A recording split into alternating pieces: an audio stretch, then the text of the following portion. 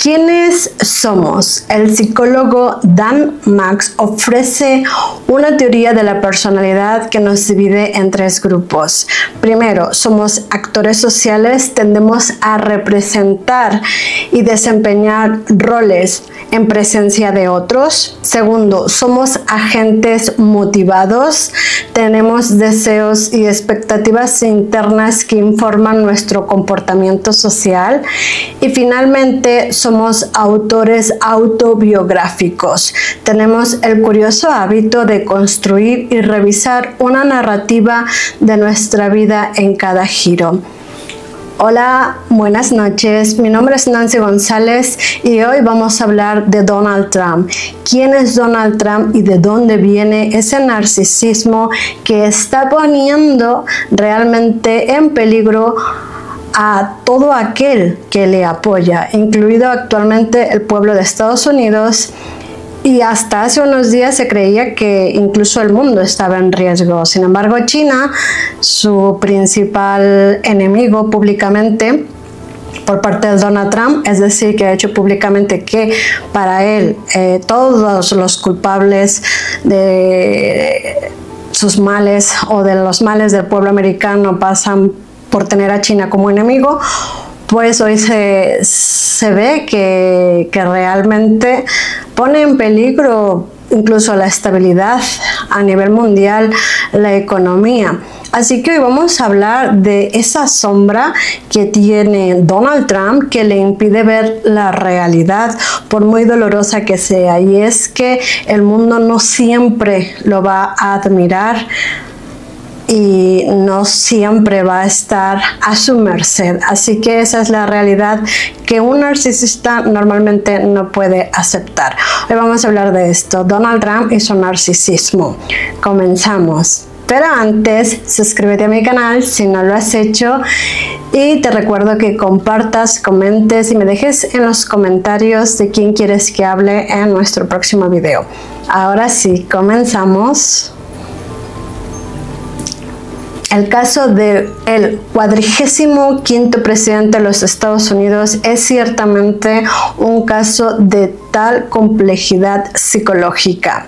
Como explica Mary Trump, psicóloga estadounidense y atención al dato, también sobrina de Trump, el hecho es que la patología de Donald Trump son tan complejas y su comportamiento tan a menudo inexplicable que llegar a un diagnóstico preciso y completo requeriría una barrera completa de pruebas psicológicas y neuropsicológicas que él, Donald Trump, nunca se someterá.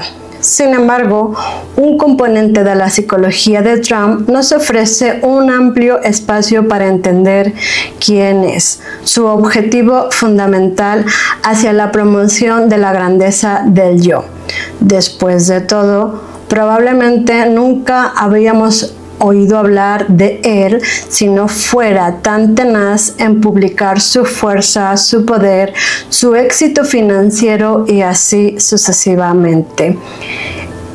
Es desde ese ángulo su narcisismo, donde podemos comenzar a entender quién es y por qué hace lo que hace. A pesar de su uso común en nuestra conversación diaria, se estima que el narcisismo o el trastorno narcisista, mejor dicho, afecta solo al 1% de la población mundial. Sí, no es lo mismo síntomas y rasgos que el trastorno en sí. Entonces el trastorno como tal solo afecta al 1%. Sin embargo, es normal que encuentres personas con rasgos narcisistas o sintomatología narcisista, pero no el trastorno. Dentro del narcisismo hay dos variantes principales, el narcisismo grandioso y el narcisismo vulnerable. Los narcisistas grandiosos tienden a proyectar una sensación de autoimportancia, derecho, agresión y dominio. Aunque algunas investigaciones han sugerido que los narcisistas grandiosos demuestran una autoestima frágil y vulnerable, tienden a hacer un muy buen trabajo al no mostrarlo, o quizás realmente no lo tienen, no tienen esa baja autoestima frágil y vulnerable. A continuación vas a entender por qué. Cabe señalar que la grandiosidad puede mejorar la salud psicológica y motivar a mejorar el rendimiento en algunos casos. Mientras que los narcisistas grandiosos tienden verdaderamente a creer que son los mejores y los más grandes, los narcisistas vulnerables, por el contrario, creen que deberían o podrían ser los mejores. Por lo tanto, tienden a demostrar una grandiosidad más defensiva y frágil, una hipersensibilidad y experimentan sentimientos crónicos de vacío y problemas de abandono. También se ha demostrado que los narcisistas vulnerables demuestran una mayor cantidad de vergüenza a diario. Campbell y Foster desarrollaron los ingredientes básicos del narcisismo, que incluyen elementos como el hecho de que los narcisistas piensan que son mejores que los demás, que sus puntos de vista tienden a ser contrarios a la realidad, que son egoístas y están orientados hacia el éxito por encima de todos los demás. Por supuesto, el narcisismo puede ser adaptativo en algunas situaciones. Muchos líderes e individuos de alto rendimiento han sobresalido en sus campos en beneficio de muchos a través de su impulso por promover su grandeza por encima de todos los demás. Esto puede explicarse parcialmente por el hecho de que estamos predispuestos a sentirnos atraídos por los narcisistas. ¿Has escuchado bien? Estamos predispuestos a sentirnos atraídos por los narcisistas. Dato curioso, ¿no? Varios estudios han encontrado que los narcisistas son físicamente más atractivos que el promedio.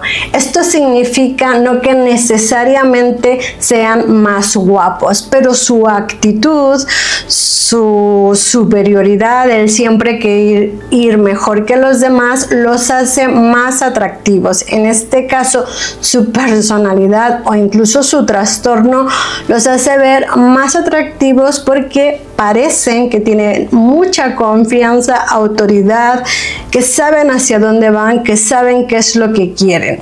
Por lo tanto, es más probable que sean extrovertidos y que estarán más equipados para colocarse en situaciones donde puedan promocionarse. Aquí tenemos por ejemplo el caso de Puff Daddy, que en esa extroversión pues siempre sabía estar en contacto con la gente, hablar, promocionarse, promocionar sus fiestas. Entonces tienen ese don de la seducción y de la palabra. También tienden a proyectar una sensación de alta autoestima, algo hacia lo que muchos tienden a gravitar naturalmente. Imagino que Elon Musk pensó que era interesante estar al lado de un hombre con estrategia, con inteligencia para seducir a las masas, al que podía guiar o quizás dominar.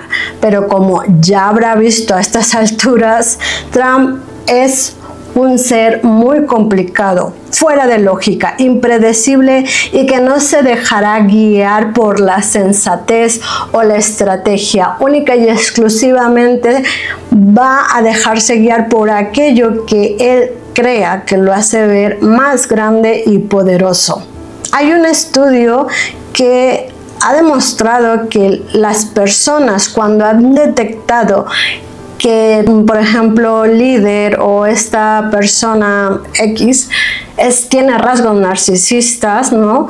Aún así, aún sabiendo que es un potencial narcisista, prefiere estar a su lado que las personas que no tienen rasgos narcisistas. Así que sí, parece que internamente estamos pues de alguna manera influenciados para sentir atracción por los narcisistas. Así que es por esta razón que muchos narcisistas destacan y logran seducir a las masas, o al menos a su entorno. Vamos a hacer un pequeño juego mental. Imagina que hay una persona que se siente bien solo cuando los demás les dicen cosas bonitas, como qué guapo eres el mejor o qué inteligente. Esa persona necesita que los demás siempre lo aplaudan para sentirse feliz, como si viviera de una batería que solo se carga con halagos. Pero si un día las personas dejan de decirle esas cosas, esa batería se empieza a vaciar y la persona se pone triste, se enoja o empieza a portarse mal, porque ya no tiene lo que necesita para sentirse importante, y eso le cuesta mucho porque no sabe cómo sentirse bien por sí solo. Esto puede llevar a la ira narcisista, que puede variar desde la indiferencia hasta actos de violencia y abuso, especialmente en la forma del narcisismo maligno, en el cual el individuo requiere niveles cada vez mayores de gratificación psicológica. La ira puede venir con características de paranoia, agresión y sadismo. En una relación con alguien que siempre necesita que estés ahí para hacerle sentir bien consigo mismo, como si tú fueras su fuente de energía emocional, al principio no parece tan malo y tú haces cosas por esa persona porque te importa o te interesa, como sería el caso de muchos aliados políticos de Trump. Pero con el tiempo te das cuenta de que siempre estás cediendo, poniendo sus necesidades por encima de las tuyas y descuidándote o perdiendo millones, como el caso de Elon Musk. Has invertido tanto en esa relación, tiempo, energía y emociones, que cuando empiezas a pensar en alejarte o decir esto no está bien, te cuesta mucho hacerlo, porque sientes que todo ese esfuerzo se perdería, o la imagen de tu compañía, como es el caso de Tesla, está gravemente dañada. Además, tienes miedo de cómo va a reaccionar esa persona, porque sabes que podría volverse muy agresiva, manipuladora o hacerte sentir culpable por alejarte. Y aunque una parte de ti sabe que debes salir de ahí, otra parte se queda atrapada entre lo que hiciste por esa persona y lo mal que te sientes ahora. Y eso te confunde, como si tu mente estuviera en un conflicto consigo misma.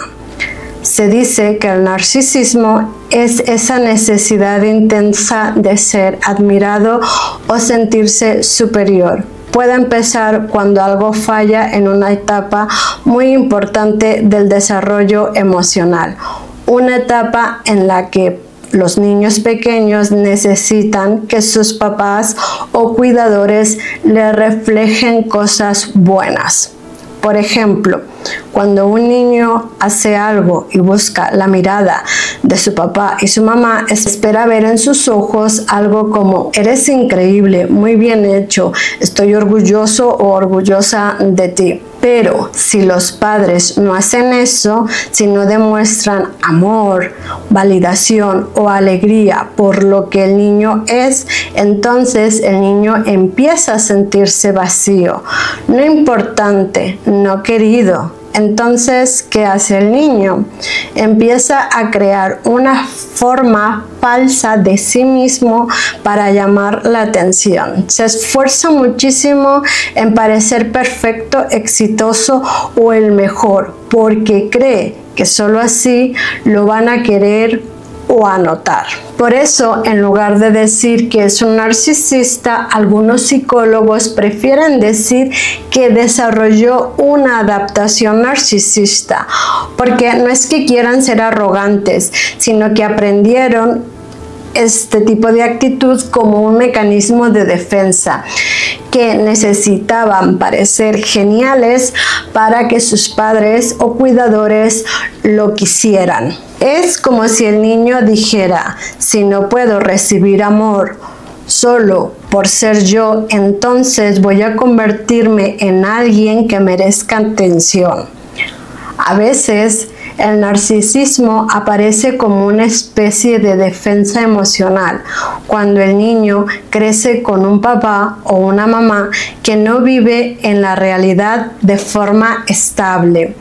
Un padre esquizofrénico puede tener pensamientos o emociones muy confusas, decir una cosa y luego hacer otra totalmente distinta, o tratar al niño de formas que no tienen sentido. Por ejemplo, un día puede abrazarte y decirte que te ama, al otro día ignorarte o decirte algo cruel sin razón. Todo esto crea un mundo inestable para el niño. Entonces, para protegerse de ese caos, el niño puede cerrarse emocionalmente, dejar de confiar en lo que siente y empezar a construir un mundo propio, donde se convence de que él es especial, perfecto o superior, porque es la única forma que se siente seguro o con valor. Es como si el niño dijera: ya que no puedo confiar en mi papá o en mi mamá, ni en cómo me tratan, voy a encerrarme en mí mismo y crear una versión fuerte de mí para sobrevivir. Esto es lo que se entiende como narcisismo por reacción, una forma de escapar de una infancia tan confusa como impredecible. El relato de Mary Trump, recordemos que Mary Trump es la sobrina de Donald Trump, sobre las dinámicas familiares que según ella llevaron al comportamiento de Donald, reflejan estrechamente esta teoría. La madre de Trump era inestable, necesitada y propensa a la autocompasión. Solía usar a sus hijos como consuelo en lugar de consolarlos. Sus problemas de salud también la alejaron de la vida de Donald durante largos periodos de su infancia. Freud Trump, el padre, parecía no tener necesidades emocionales en absoluto. De hecho, era un sociópata de alto funcionamiento. Al quedar como el cuidador principal de Donald, por la ausencia de su esposa, Freud probablemente interfirió con el desarrollo emocional de su hijo. Su estilo de crianza implicaba explosiones de ira ante cualquier muestra de necesidad emocional. Freud también imponía su filosofía de vida a los niños. En la vida solo puede haber un ganador, todos los demás son perdedores. En este entorno inestable y hostil por parte de sus únicos cuidadores, interrumpió la necesidad de Donald Trump de amor y seguridad. Probablemente desarrolló ciertos mecanismos de defensa como una mayor hostilidad y frialdad emocional frente al trato de sus padres, para tratar de soportar que lo maltrataban y que lo ignoraban. Esto puede resumirse como indefensión aprendida, en la que uno acepta que simplemente no puede controlar la situación.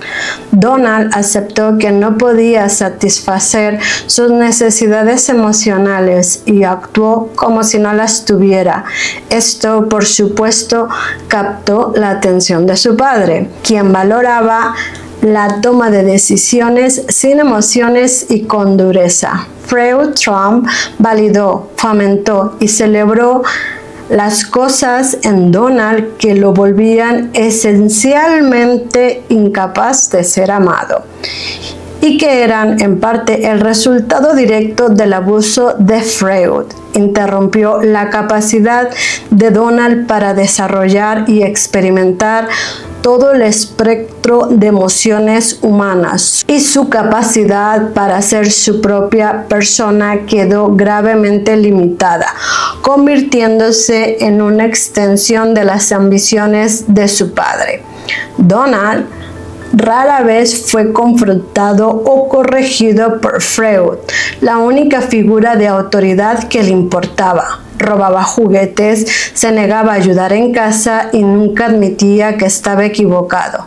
A los 12 años, el lado derecho de su boca ya se curvaba constantemente una mueca, algo que su hermano apodó el gran yo soy. Trump haría trampa para ingresar a la Universidad de Pensilvania y usaría el dinero de su padre para crear su imagen como un futuro amo del universo en los círculos de élite de Manhattan.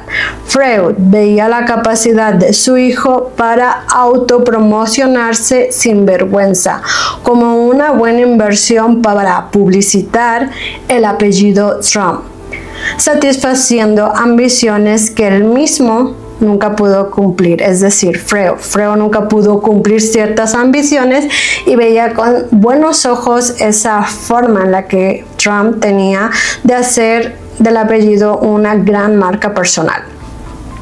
El New York Times ha documentado extensamente cuánto le costó esa inversión, sin importar cuántas quiebras, fracasos o problemas legales incluso enfrentara. Donald siempre era rescatado por su padre. Esto le enseñó que incluso siendo un fracaso absoluto, nunca tendría que cambiar realmente, porque siempre saldría ileso.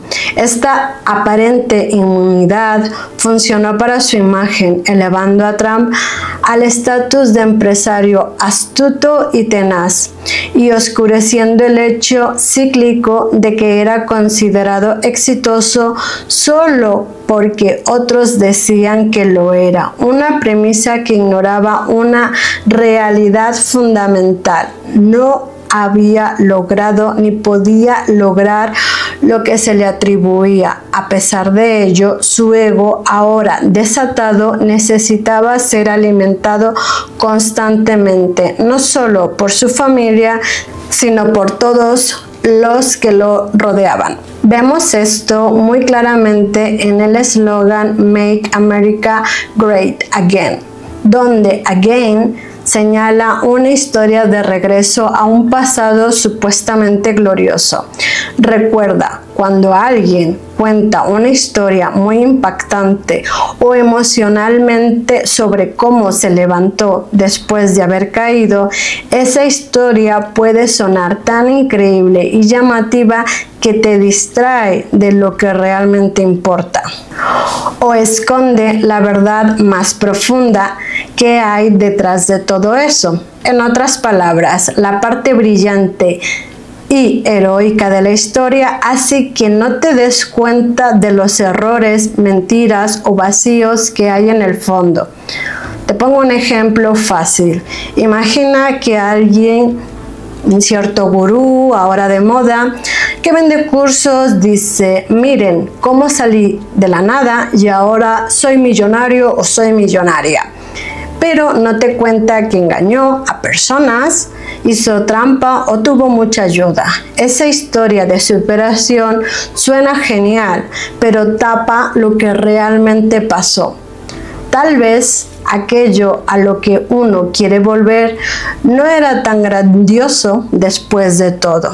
Quiero compartir una duda contigo, y es que según estuve investigando para hacer este video, me di cuenta de que quizás, solo quizás, la razón por la que Trump y Putin tuvieron muy buena relación es porque Trump ve de forma obviamente inconsciente en Putin esa autoridad fría, emocionalmente distante, que quizás tan familiar le suena, quizás es que le recuerda a su padre.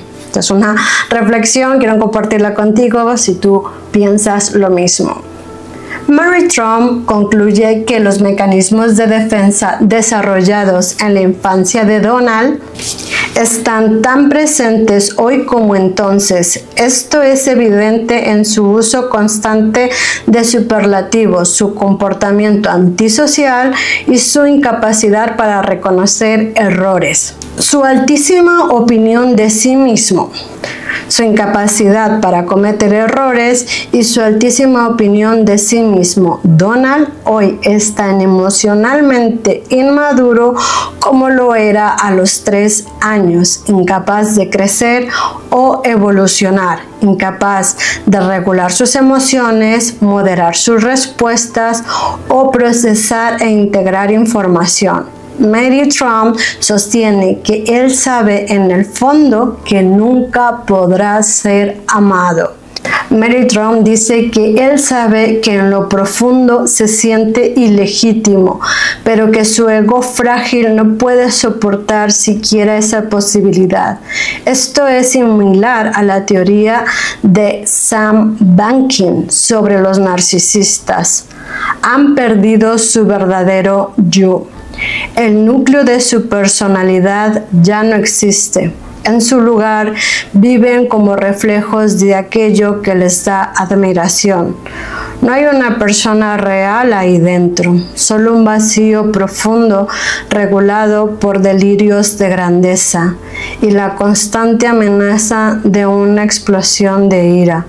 Algunos pueden argumentar que Trump simplemente está actuando, que interpreta a un empresario narcisista, pero esto no refuta necesariamente la idea de que sea un narcisista, como escribe Max Adams.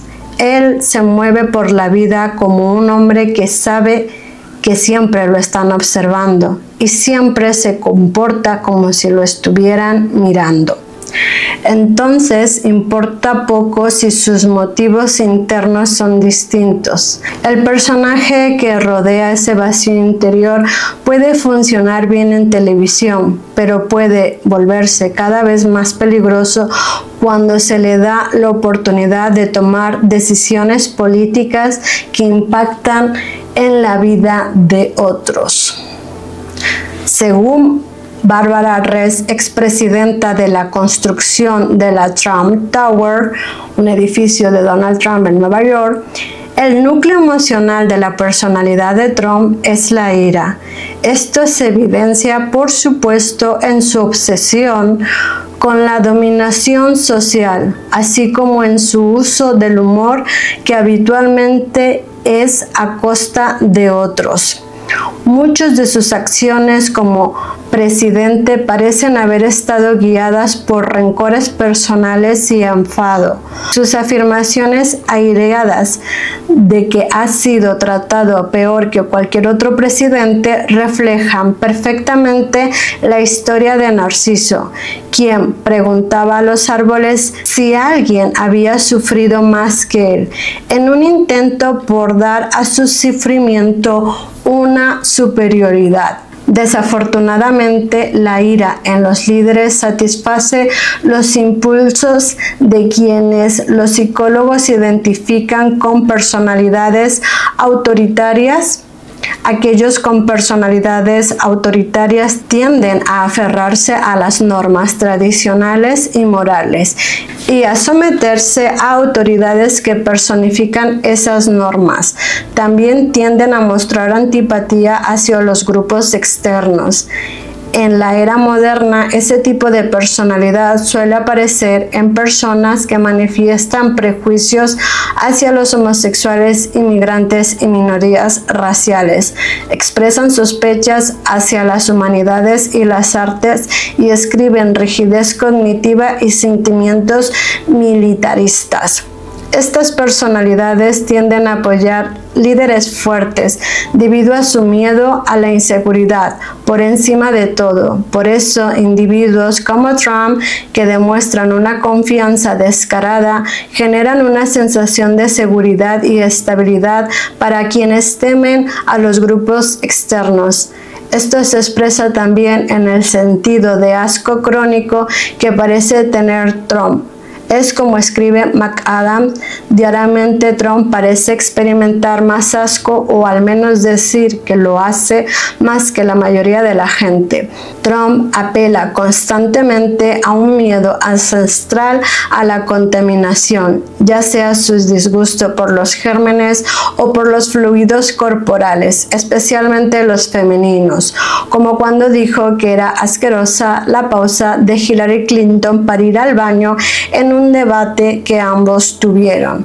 Esto también explica por qué muchos estadounidenses profundamente religiosos apoyarían a alguien con un pasado tan hedonista y grosero, pues a pesar de todo promueve su promesa de pureza y seguridad frente a otro.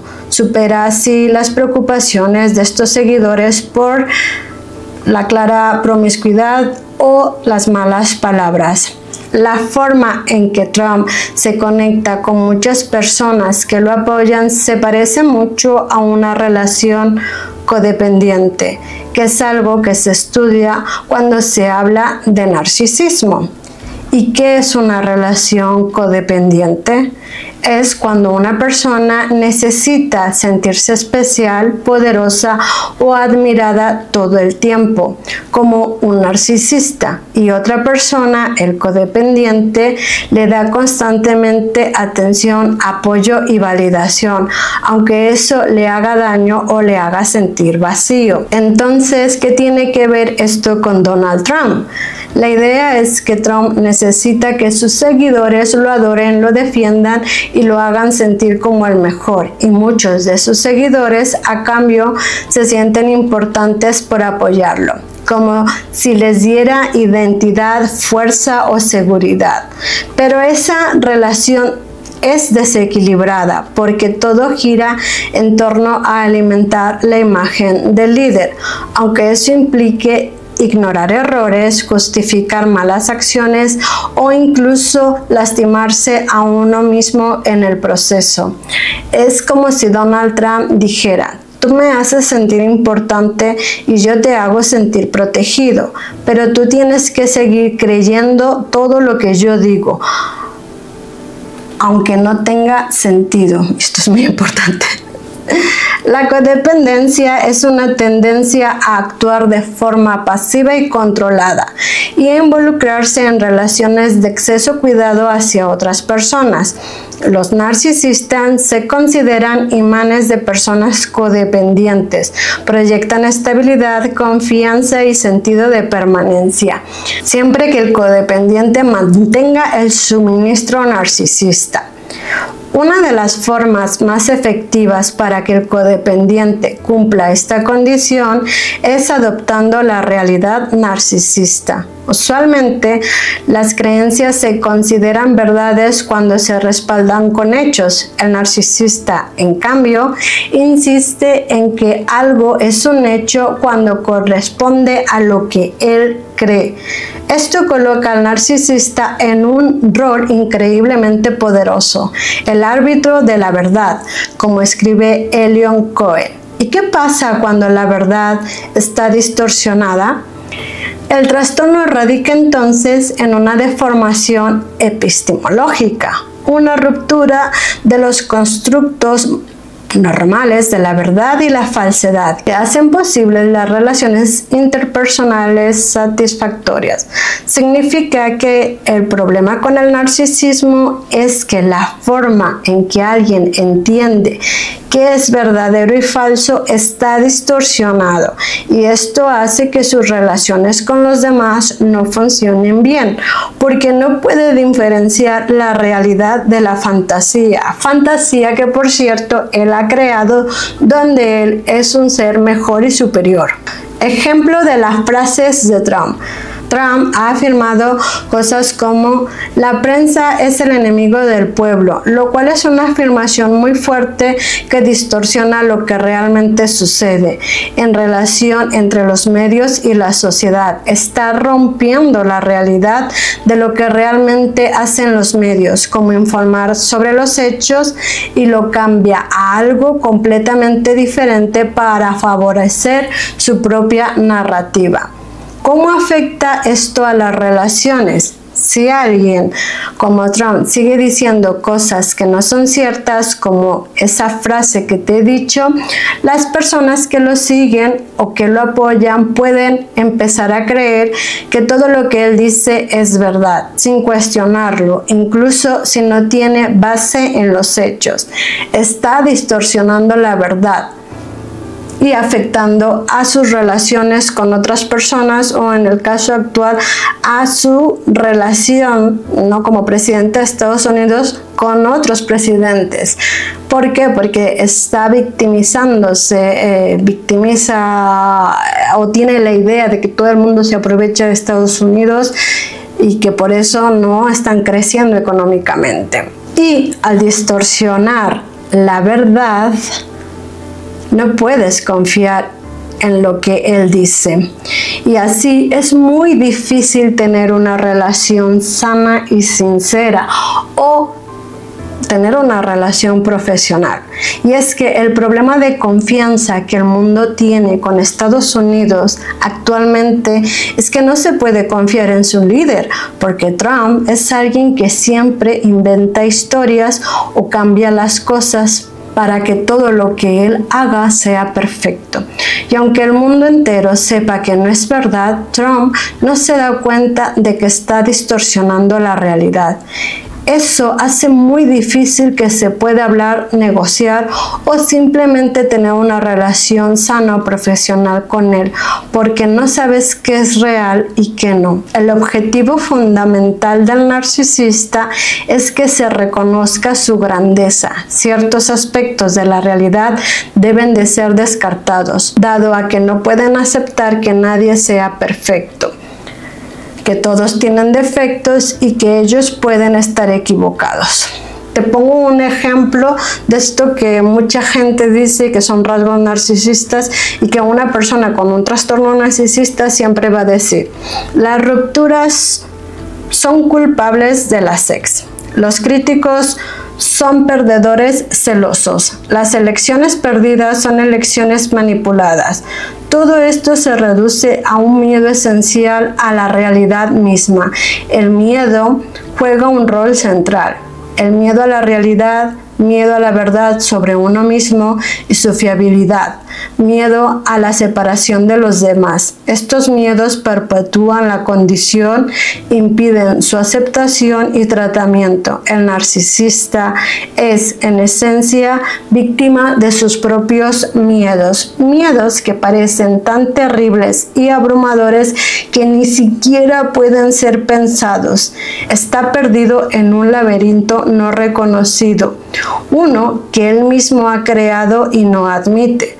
El narcisista puede llegar a tener tanto éxito en la pretensión y el engaño que pierde la capacidad de detectar sus propias mentiras. Esto puede llevar a una alteración en lo que se llama metacomunicación, la capacidad de comprender las intenciones detrás del lenguaje de los demás. Esta es también una razón por la que tratar el narcisismo es tan difícil. El terapeuta tendrá dificultades para establecer un diálogo coherente con su paciente. A diferencia de la mayoría de los narcisistas, Trump tuvo en sus manos las herramientas del Estado. El Estado que, según el sociólogo Max Weber, posee el monopolio del uso legítimo de la fuerza, la cual utilizó este poder para contribuir a su propia realidad. Empleó los mecanismos políticos eficaces que normalmente se usan para promover ideologías, ya sea a través de los medios, los mítines o las declaraciones oficiales del gobierno, para anunciar un mundo donde él es el único ganador. La concepción fantasiosa que tiene Donald Trump de sí mismo como árbitro de la realidad se ha propagado tan rápidamente como la pandemia que ha gestionado tan incompetentemente. Trump ha creado y consolidado una ideología donde él es el único que tiene la verdad y el único ganador. A diferencia de los nazis o los comunistas, el trumpismo no ofrece un futuro mejor para todos ellos, solo un futuro donde Trump es el mejor y el más grande. Sin embargo, el narcisismo de Trump tiene sus límites, como se está viendo ahora con su guerra arancelaria, de la cual es imposible salir ganando. El mundo verá que Trump no puede ver la realidad tal y como es, y esto lo convierte en un peligro no solamente para el país y el mundo, sino también para las personas que lo siguen, porque él se ahogará y los arrastrará a ellos. Pues bueno, de aquí viene esta reflexión, este análisis de dónde viene el narcisismo de Donald Trump. ¿Cuál es tu opinión?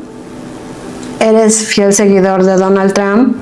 ¿Qué opinas sobre este niño gravemente herido? Espero que te haya gustado. Si es así, compártelo, regálame un like y así me ayudas y nos vemos en el siguiente video.